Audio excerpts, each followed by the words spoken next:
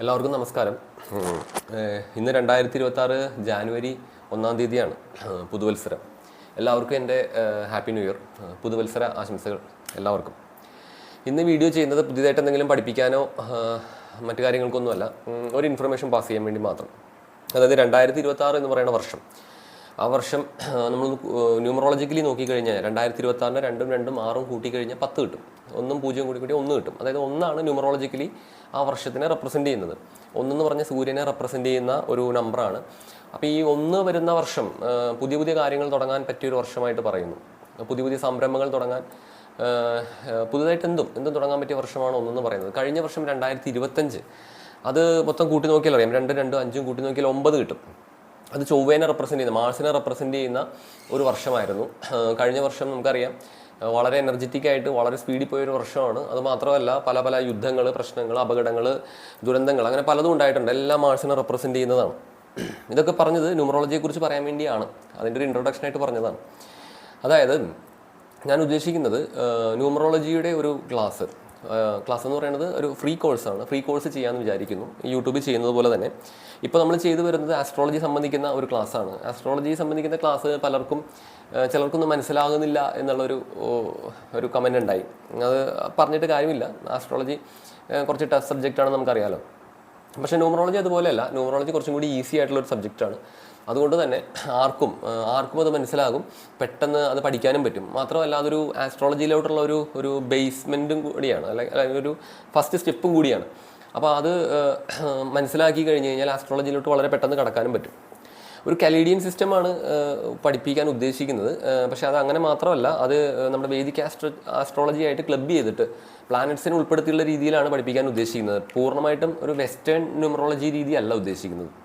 അപ്പോൾ ഇത് പഠിച്ചു പോയി കഴിഞ്ഞ് കഴിഞ്ഞാൽ നമുക്ക് പ്ലാനറ്റ്സിനെ അറിയാൻ പറ്റും, പ്ലാനറ്റ്സിൻ്റെ സ്വഭാവങ്ങൾ അറിയാൻ പറ്റും. അങ്ങനെ ഇത് രണ്ടും കൂടി മിക്സ് ചെയ്തിട്ടുള്ള ഒരു രീതിയാണ് പഠിപ്പിക്കാൻ ഉദ്ദേശിക്കുന്നത്. ഇത് തീർച്ചയായിട്ടും ഫ്രീ ആയിട്ട് ചെയ്യാം. ഇപ്പം എങ്ങനെയാണ് യൂട്യൂബിൽ വീഡിയോ കാണുന്നത് അതുപോലെ ഫ്രീ ആയിട്ട് ഞാൻ കുറച്ചും കൂടി സ്ട്രക്ചേർഡ് ആയിട്ട് ഒരു ക്ലാസ് പോലെ ചെയ്യണമെന്നാണ് ഉദ്ദേശിക്കുന്നത്.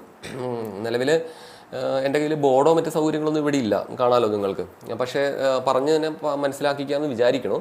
ഇനി അതല്ല, ഒരു ബോർഡിൻ്റെ ആവശ്യം വരികയാണെങ്കിൽ, കാര്യം ഇതിൽ കുറച്ച് എഴുത്തുകളൊക്കെ ഉണ്ട്, അപ്പം അതിൻ്റെ ആവശ്യം വരികയാണെങ്കിൽ നമുക്ക് ബോർഡിലോട്ട് മാറാം, ബോർഡ് വെച്ച് പഠിപ്പിക്കാൻ ശ്രമിക്കാം. ഓക്കെ. ഇനി എന്തുകൊണ്ട് ഇങ്ങനെ ചെയ്യുന്നു എന്ന് വെച്ച് കഴിഞ്ഞാൽ മറ്റൊന്നും കൊണ്ടല്ല, എൻ്റെ ഒരു പേഴ്സണൽ എക്സ്പീരിയൻസ് വെച്ചിട്ട്, അതായത് ഒരു 10, 15, 20 വർഷം ആയിട്ടുണ്ടാവും ഞാൻ ഈ ന്യൂമറോളജിയുമായി ബന്ധപ്പെട്ട വിഷയങ്ങൾ ന്യൂമറോളജി പഠിക്കാനല്ല, ന്യൂമറോളജി ഒരു പർട്ടിക്കുലർ ആവശ്യത്തിന് വേണ്ടി ഒരു ന്യൂമറോളജി പ്രകാരം എങ്ങനെയാണ് ഒരു പേര് സെലക്ട് ചെയ്യുന്നതെന്നൊക്കെ ആവശ്യപ്പെട്ട് പോവുകയുണ്ടായി, വർഷങ്ങൾക്ക് മുമ്പാണ്. അപ്പോൾ എനിക്ക് അതൊരു സജഷൻ കിട്ടുകയും ചെയ്തു. പക്ഷെ അത് അബ്സല്യൂട്ട്ലി റോങ് ആയിരുന്നു എന്നുള്ളതാണ്. ആ സമയത്ത് ഞാൻ തന്നെ സ്വയം പഠിച്ചിട്ടുണ്ടായിരുന്നു കുറേയൊക്കെ, അത് പുസ്തകങ്ങൾ നോക്കി പഠിച്ചിട്ടുണ്ടായിരുന്നു. അതും തെറ്റായിരുന്നു എന്നുള്ളതാണ് രസം. അതായത് ഈ രണ്ടും, അതായത് ഞാൻ പുസ്തകം നോക്കി പഠിച്ചതും തെറ്റായിരുന്നു, ഞാൻ കയ്യിൽ വെച്ചിട്ട് അറിവും തെറ്റായിരുന്നു, എനിക്ക് പറഞ്ഞു തന്നതും തെറ്റായിരുന്നു. അതുകൊണ്ട് തന്നെ ആ തെറ്റ് എനിക്ക് മനസ്സിലായില്ല എന്നുള്ളതാണ്. പിന്നീട് വർഷങ്ങൾക്ക് ശേഷം ഞാൻ സ്വയം ഇത് പഠിക്കാനായിട്ട് മുന്നിട്ടിറങ്ങുകയും വളരെ ഒതൻറ്റിക്കായിട്ട് ഈ മേഖലയിൽ എക്സ്പേർട്ടായ ആളുകളിൽ നിന്ന് ഇത് മനസ്സിലാക്കുകയും ചെയ്തപ്പോഴാണ് ഞാൻ എത്രത്തോളം തെറ്റാണ് പഠിച്ചു വെച്ചത്, എത്രത്തോളം റോങ് ആയിരുന്നു എന്ന് മനസ്സിലായത്. അത് ഞാനന്ന് പഠിപ്പിക്കുകയോ ചെയ്തിട്ടില്ല, എൻ്റെ ഒരു സെൽഫായിട്ടുള്ള കാര്യങ്ങൾക്ക് ഉപയോഗിക്കാൻ വേണ്ടി ചെയ്തതാണ്. ശരി, അപ്പോൾ എനിക്ക് പറ്റിയ പോലത്തെ ഒരു തെറ്റ് നിങ്ങൾക്ക് പറ്റരുത് എന്നുള്ളൊരു ഉദ്ദേശത്തിലാണ് ഇത് പഠിപ്പിക്കാൻ ഉദ്ദേശിക്കുന്നത്. കാര്യം നിങ്ങൾ ചിലപ്പോൾ ന്യൂമറോളജി വെച്ച് ആയിരിക്കാം എന്തെങ്കിലും പേര് സെലക്ട് ചെയ്യുന്നത്, മറ്റു കാര്യങ്ങളൊക്കെ ചെയ്യുന്നത്. ചിലർ അങ്ങനെ അല്ലായിരിക്കാം. അപ്പോൾ ന്യൂമറോളജി വെച്ചാണ് ചെയ്യുന്നതെങ്കിൽ തെറ്റായിട്ട് സെലക്ട് ചെയ്യാതിരിക്കാൻ വേണ്ടിയും, ഇനി ന്യൂമറോളജി വെച്ചല്ല സാധാരണ രീതിയിലാണെങ്കിൽ തന്നെയും ഇത് അറിഞ്ഞിരുന്നു കഴിഞ്ഞാൽ കുറച്ചും കൂടി നമുക്കൊരു ഓപ്ഷൻ കിട്ടുകയാണെങ്കിൽ നമുക്ക് ചൂസ് ചെയ്യാമല്ലോ, അത്ര ഉദ്ദേശിക്കുന്നുള്ളൂ. അപ്പോൾ അതിനുവേണ്ടിയാണ് ഒരു ഫ്രീ ആയിട്ട് ഒരു ന്യൂമറോളജി എനിക്കറിയാവുന്ന മുഴുവൻ കാര്യങ്ങളും പഠിപ്പിക്കാമെന്ന് വിചാരിക്കുന്നത്. പിന്നെ നോളജ് ആണല്ലോ, നോളജ് നമ്മൾ എത്രത്തോളം ഷെയർ ചെയ്യുന്നു അത്രത്തോളം നമ്മളിലേക്ക് വരും. എത്രത്തോളം നമ്മുടെ ഉള്ളിൽ നിന്ന് ഇത് ഒഴിവാക്കുന്നു, അതായത് മറ്റുള്ളവരിലേക്ക് കൊടുക്കുന്നു, അത്രത്തോളമേ നമ്മുടെ ഉള്ളിലൊരു വാക്വം ഉണ്ടാവുകയും പിന്നീട് നോളജ് നമ്മളിലോട്ട് വരികയും ചെയ്യുള്ളൂ. അപ്പോൾ അങ്ങനെ ഒരു സാർത്ഥതയും കൂടി അതിലുണ്ട്.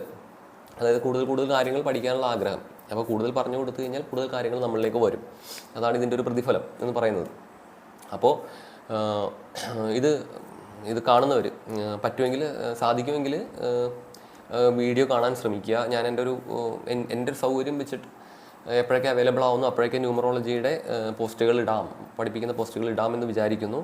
അത് പറ്റുമെങ്കിൽ സാധിക്കുമെങ്കിൽ അതൊന്ന് എഴുതി തയ്യാറാക്കുക, അത് നോട്ട് പോലെ ആക്കാം. മുന്നോട്ട് പോലെ ആക്കിയാൽ അത് ഉപകാരമായിരിക്കും. ഞാനിത് പറയുന്നതിനും പഠിപ്പിക്കുന്നതിനും വേറൊരു ഉദ്ദേശം കൂടിയുണ്ട്. കാര്യം ബേസിക്കലി ഞാൻ ഇതൊന്നും അതായത് ഒരു പ്രൊഫഷനായിട്ട് ഒരു കൺസൾട്ടൻസി നടത്തുന്ന ഒരാളല്ല. അതായത് ഞാൻ ആസ്ട്രോളജി ഒരു പ്രൊഫഷനായിട്ട് കൺസൾട്ടൻ്റായിട്ട് ചെയ്യുന്ന ആളല്ല. അതേപോലെ ന്യൂമറോളജി ആയാലും ഞാൻ എൻ്റെ ഇഷ്ടം കൊണ്ട്, താല്പര്യം കൊണ്ട്, അതിൻ്റെ ഒരു കൗതുകം കൊണ്ട് ഒക്കെ ഇതിലോട്ട് വരികയും ഇത് പഠിക്കുകയും ഇത് അറിയാൻ ശ്രമിക്കുകയും ഒക്കെ ചെയ്യുന്ന ഒരാളാണ്.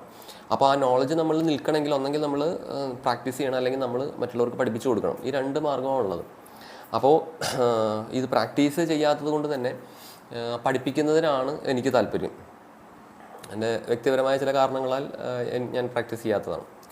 അപ്പോൾ അത് പഠിപ്പിക്കുക, മാക്സിമം പഠിപ്പിക്കുക എന്നുള്ള ഉദ്ദേശത്തിൽ, അതെല്ലാവരിലും പകർന്നു കൊടുക്കുക എന്നുള്ള ഉദ്ദേശത്തിൽ, അത് മാത്രമേ ഉള്ളൂ ഇവിടെ.